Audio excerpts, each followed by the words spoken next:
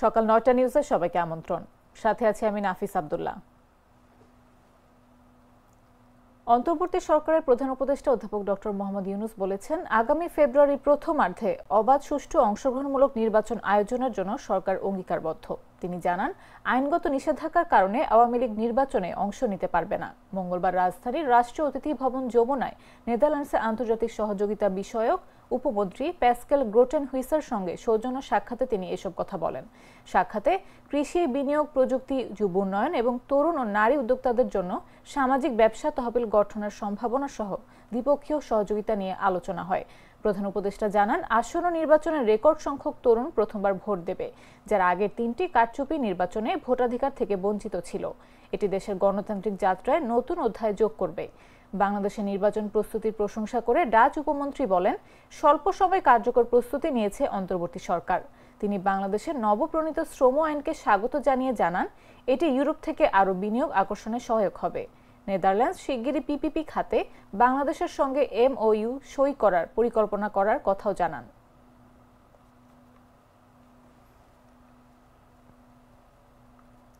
মানবতাবিরোধী অপরাধের মামলায় মৃত্যুদণ্ডপ্রাপ্ত সাবেক প্রধানমন্ত্রী শেখ হাসিনা ও সাবেক স্বরাষ্ট্রমন্ত্রী আসাদুজ্জামান খান কামালকে দেশে ফেরাতে ভারতকে নতুন করে চিঠি পাঠানোর প্রস্তুতি নিচ্ছে পররাষ্ট্র মন্ত্রণালয়।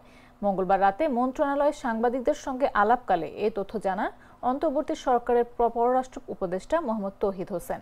তিনি বলেন, চিঠি এখনো পাঠানো হয়নি, তবে নোট ভার্বাল আকারে তা প্রস্তুত হচ্ছে এবং আজই পাঠানো হতে পারে। এই চিঠির সঙ্গে মামলার রায়ের কপি পাঠানো হবে না, তবে রায়ের বিষয়টি উল্লেখ করে দুইজনকে হস্তান্তরের অনুরোধ জানানো হবে। জুলাই আন্দোলনের সময় সংঘটিত মানবতাবিরোধী অপরাধের মামলায় সোমবার আন্তর্জাতিক অপরাধ ট্রাইব্যুনাল শেখ হাসিনা ও কামালকে মৃত্যুদণ্ড দেয়। রায় ঘোষণার পরপরই তাদের ফেরাতে চিঠি পাঠানোর কথা জানানো হয়েছিল। গত বছরের 5 আগস্ট ক্ষমতাচ্যুত হওয়ার পর শেখ হাসিনা ভারতে আশ্রয় নেন। এর আগে প্রত্যর্পণের জন্য পাঠানো চিঠির কোনো জবাব দেয়নি ভারত।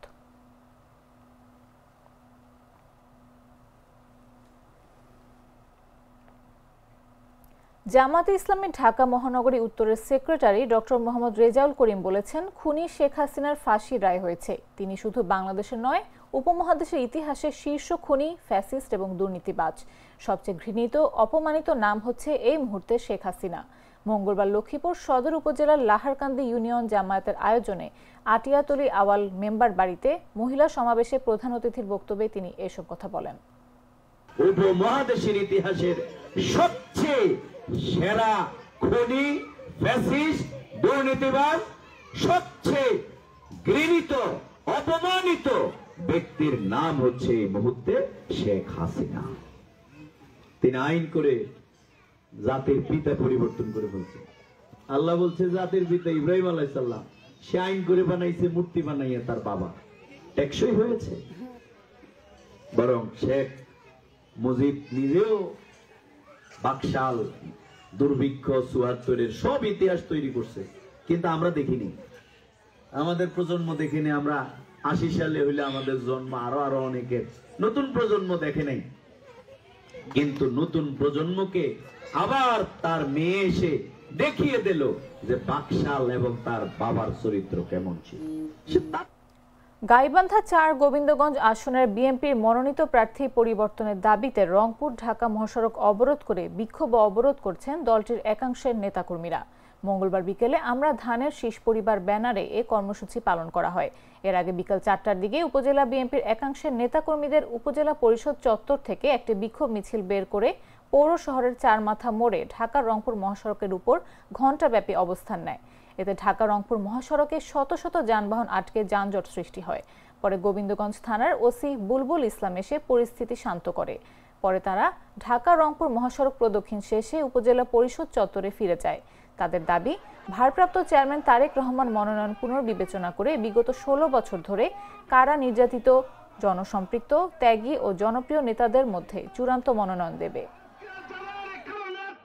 1914 সালে যখন এই আওয়ামী লীগ হানাদার সরকার নির্বাচন ঘোষণা করেছিল, সারা বাংলাদেশের মধ্যে একমাত্র গোবিন্দগঞ্জে 104টি ভোট ছিনতাইয়ের মধ্যে ফারুক কবির আহমেদের নেতৃত্বে 72টি কেন্দ্র পুড়িয়ে দেওয়া হয়েছিল। বন্ধুগণ, আমরা ভোট বর্জন করেছিলাম। আমরা 18 সালে কাউকে খুঁজে পাইনি নমিনেশন দেওয়ার জন্য। ত্যাগীরা নির্বাচন যদি ত্যাগীরা যদি পায় আমরা মেনে নেব, আমাদের কোনো আপত্তি থাকবে না। আমাদের ফারুক আহমেদ সাহেব আছেন, যদি পান থানা বিএনপির আহ্বায়ক আমরা মেনে নেব। আমিনুল সাহেব যদি পায় আমরা মেনে নেব, কিন্তু কোন সংস্কারপন্থীকে আমরা মেনে নেব না। রোজকার সাধারণ খাবার এখন হবে অসাধারণ। প্রাণ স্বাদের মশলা, স্বাদ বাড়ায়, ঘ্রাণ ছড়ায়। কুরআনের সুরে গড়ে উঠুক নৈতিক সমাজ প্রতিপাদ্যে আগামী 4 ডিসেম্বর কুমিল্লা কেন্দ্রীয় ঈদগাহ মাঠে অনুষ্ঠিত হতে যাচ্ছে আন্তর্জাতিক কিরাত সম্মেলন 2025। আল কুরআন একাডেমি কুমিল্লার উদ্যোগে আয়োজিত এই সম্মেলনের বিস্তারিত মঙ্গলবার প্রেস ক্লাবে সংবাদ সম্মেলনে জানান কমিটির সভাপতি নুরুদ্দিন। শিরোনামই হচ্ছে আন্তর্জাতিক কিরাত সম্মেলন। এখানে আমাদের একটা থাকবে প্রতিযোগিতা, একটা থাকবে তেলাওয়াত, একটা থাকবে আলোচনা। এটা হচ্ছে আমাদের প্রত্যেকটা আলাদা আলাদাভাবে সেগমেন্ট করা আছে। বৃহত্তর কুমিল্লার মধ্যে যতগুলি মাদ্রাসা রয়েছে সবগুলি মাদ্রাসায় আমরা দাওয়াত পৌঁছিয়েছি আলহামদুলিল্লাহ। ইনশাআল্লাহ আশা করছি আমাদের সংখ্যাটা 100-এর উপরে হবে। আর দ্বিতীয়ত বিষয় হচ্ছে কুমিল্লার সন্তান প্লাস কুমিল্লার মাদ্রাসাটা সবচেয়ে জরুরি। কারণ আপনারা খেয়াল করলে দেখতে পাবেন আন্তর্জাতিকভাবে যারা পুরস্কার পাচ্ছে বেশিরভাগ সংখ্যাটাই আমাদের কুমিল্লার সন্তান। সেই হিসাবে আমরা কুমিল্লার খুদে হাফেজদের থেকে আরো নতুন জাতীয় এবং ভালো মানের হাফেজ বের করার জন্যই মূলত উৎসাহ দেওয়ার জন্য আয়োজন। মেহেরপুরের গাংনী উপজেলার কাথুলি সীমান্তে পতাকা বৈঠকের মাধ্যমে বিজেপির কাছে 24 বাংলাদেশিকে হস্তান্তর করেছে ভারতীয় সীমান্তরক্ষী বাহিনী বিএসএফ। মঙ্গলবার আন্তর্জাতিক মেন পিলার 132/3 এর সামনে তেরপুর এলাকায় দুই পক্ষের এই বৈঠক অনুষ্ঠিত হয়। হস্তান্তর হওয়া ব্যক্তিরা দালালের মাধ্যমে অবৈধভাবে বিভিন্ন সীমান্ত পাড়ি দিয়ে ভারতে প্রবেশ করেছিলেন এবং সেখানে শ্রমিকের কাজ করছিলেন।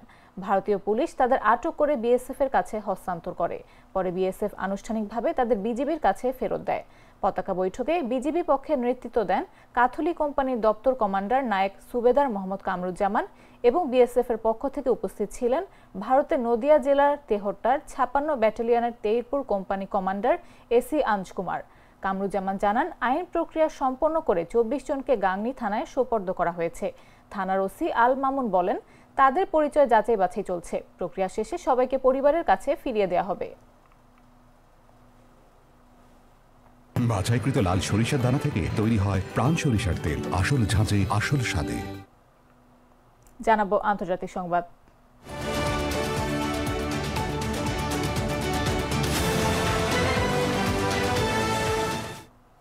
লেবাননের দক্ষিণাঞ্চলের আইন আল হিলওয়ে ফিলিস্তিনি শরণার্থী শিবিরে ইসরায়েলের ড্রোন হামলায় কমপক্ষে 13 জন নিহত হয়েছে বলে জানিয়েছে লেবাননের স্বাস্থ্য মন্ত্রণালয়। মঙ্গলবার উপকূলীয় শহর সাইদার কাছে একটি মসজিদের পার্কিং লটে থাকা গাড়িকে লক্ষ্য করে হামলাটি চালানো হয়। এতে আরও অন্তত 4 জন আহত হন এবং কয়েকজনকে আশেপাশের হাসপাতালে নেওয়া হয়েছে। ইসরায়েল দাবি করেছে শিবিরের ভেতরে একটি প্রশিক্ষণ কেন্দ্র থেকে তৎপরতা চালানো হামাস সদস্যদের লক্ষ্য করেই হামলা চালানো হয়েছে। ইসরায়েলি সেনাবাহিনীর আরবি ভাষার মুখপাত্র আভিখাই আদ্রেই বলেন উত্তর সীমান্তে যে কোনো হুমকি মোকাবেলায় তারা কঠোর অবস্থানে রয়েছে। তবে হামাস এসব দাবি প্রত্যাখ্যান করে জানায় শরণার্থী শিবিরে তাদের কোনো প্রশিক্ষণ কেন্দ্র নেই। তারা এই হামলাকে নিরীহ ফিলিস্তিনিদের ওপর বর্বর আগ্রাসন বলে আখ্যায়িত করেছে। এর আগে লেবাননের অন্য এলাকায় ইসরায়েলের আরেকটি হামলায় 2 জন নিহত হন। গাজা যুদ্ধ শুরুর পর থেকে লেবাননে ফিলিস্তিনি সংগঠনের ওপর ইসরায়েলের হামলা বাড়তে থাকে। যুদ্ধবিরতির পরও এসব হামলা এখন পর্যন্ত লেবাননে 270 জনের বেশি নিহত এবং শতাধিক আহত হয়েছে।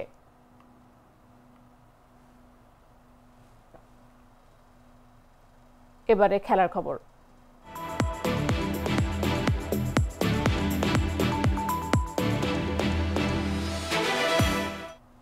22 বছরের অপেক্ষার অবসান ঘটিয়ে অবশেষে ভারতকে হারালো বাংলাদেশ। 2003 সালের পর প্রথমবার আর সেই একই মাঠে ঢাকা জাতীয় স্টেডিয়ামে মঙ্গলবার এএফসি এশিয়ান কাপ বাছাইয়ের ম্যাচে বাংলাদেশ 1-0 গোলে জয় তুলে নেয়। ম্যাচের একমাত্র গোলটি আসে 12 মিনিটে শেখ মোরসালিনের পা থেকে। রাকিব হোসেনের ক্রস থেকে দুর্দান্তভাবে বল জালে জড়িয়ে এগিয়ে যায় লাল সবুজ। ম্যাচ জুড়ে নজরকাড়া পারফরমেন্স ছিল হামজা চৌধুরীর। রক্ষণে বারবার গুরুত্বপূর্ণ সেভ, আক্রমণেও অবদান। পুরো ম্যাচটাই ছিল তার নিয়ন্ত্রণে। ভারতের বিপক্ষে শিলংয়ে প্রথম ম্যাচে ড্রয়ের পর এবার তার নেতৃত্বে বাংলাদেশ ঘরের মাঠে হাসল জয়ের হাসি। শেষ মুহূর্তে গোল হজমের ভয় থাকলেও এবার রক্ষণভাগ ছিল দৃঢ়। গোলরক্ষক মিতুল মার্মা ও ডিফেন্সের দেয়াল ভেদ করতে পারেনি ভারত। উত্তেজনাপূর্ণ ম্যাচে ধাক্কাধাক্কির ঘটনাও ঘটে। তপু বর্মন ও ভারতের নিখিল হলুদ কার্ড দেখেন। এই জয় বাংলাদেশের জন্য মর্যাদার সাফল্য। এশিয়ান কাপ বাছাইয়ে ভারতের বিপক্ষে এটি বাংলাদেশের প্রথম জয়, আর 2 দশক পর ভারতের বিরুদ্ধে স্মরণীয় সাফল্য।